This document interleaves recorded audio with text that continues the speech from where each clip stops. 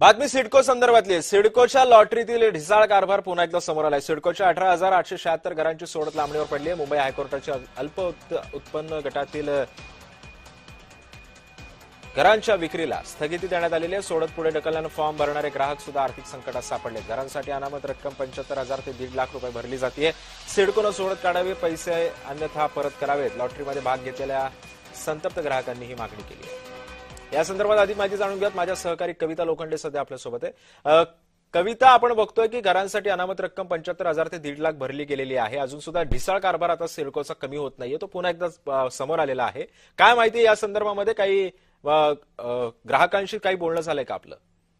नक्कीच सिद्धेश, सिडकोच्या 18,876 घरांची जी आहे ती लॉटरी निघणार होती आणि त्यासाठी जी आहे ती सोडत जाहीर करण्यात आली होती। परंतु आता जे आहे सिडकोसाठी ज्या अल्प उत्पन्न गटातील घरांसाठी जे आहे ते नागरिकांनी 75 ते